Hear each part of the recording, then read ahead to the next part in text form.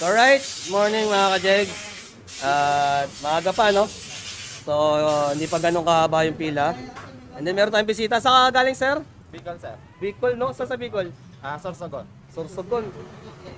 Ibig sabihin, bumiyahe ka pa kanina? Ako, sir. Grabe, no? So, ayun, bumiyahe siya from Bicol, Sorsogon para mapacheck up yung kulik niya. And then, kasi naka-pipe siya, tapos lean mixture yung spark plug niya. So, titingnan natin. I-reconfig natin ito mga ka-Jegski. So, ayun na nga, no? Meron tong idle rumble. And then, chinek namin yung kanyang spark plug. Kung mapapansin niyo, lean at saka rich, no? So, medyo lunod, medyo kulang sa gas. Hindi natin maintindihan kung ano yung mixture na nangyari dito sa motor na to. So, 12 hours ang biyahe ni sir, no? Sir, talagang tinaga mong bumiyahe rito? Oo, sir. Grabe, no? Sige, tara, let's go. Okay, so alright, no, magre-reconfig tayo dito at mag-AFR correction tayo mga ka-Jegs. So, yung kanyang top speed, yan, naka-full throttle ako. 119 lang. So, sa AFR correction natin, manatigdagan to ng kahit konti, no? Konting-konti lang kasi hindi naman to actually i-full reconfig natin or full remap.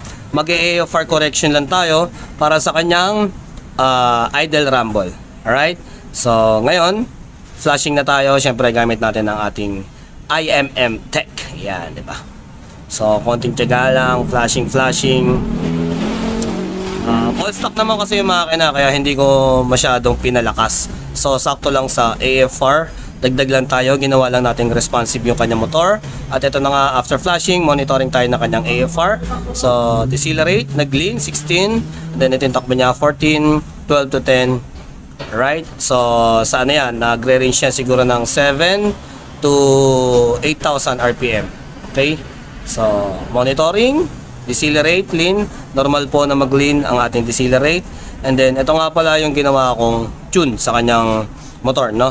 So, konting adjustment lang, AFR correction, remove backfire lang, and then after natin ma-reconfig.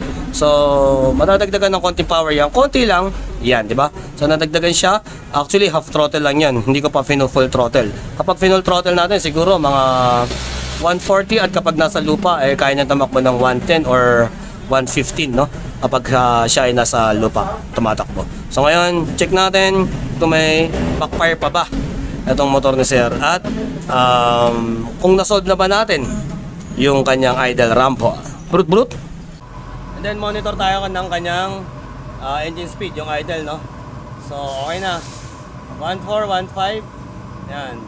So medyo maganda yan. Then tingnan natin yung mga typical nya. So pasok naman lahat. Ngayon tingin tayo sa AFR. So ito yung tinatawag nating narrow band, no? Pag nanaroban tayo dito, so 13, okay, may mga kalate.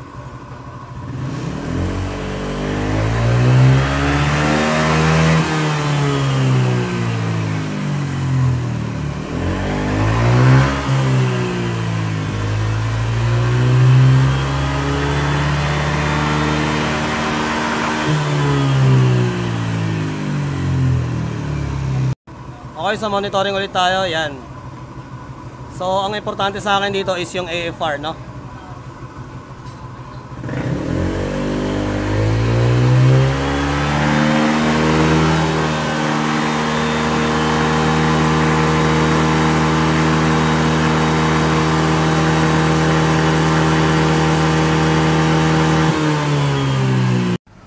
Alright, no? So, ang usapan dito is kaya natin magbasa ng narrow, wideband at ADX, no? So hindi usapan dito porkit wala kang dyno, porkit wala kang wideband, hindi na maganda yung tune.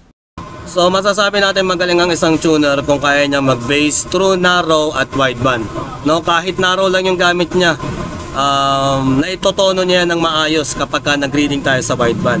Kasi yung pipe kanina na ORPR is walang bang sensor yon. So, narrow basis tayo, no? Narrow band reading tayo. Although, marami na akong ginawang examine dito, kaya medyo alam ko na. So, ayan, mga ganyan, medyo delay yan. At nasushoot naman natin yung AFR, no? So, kapag dito, kailangan ganyan para sakto sa wideband.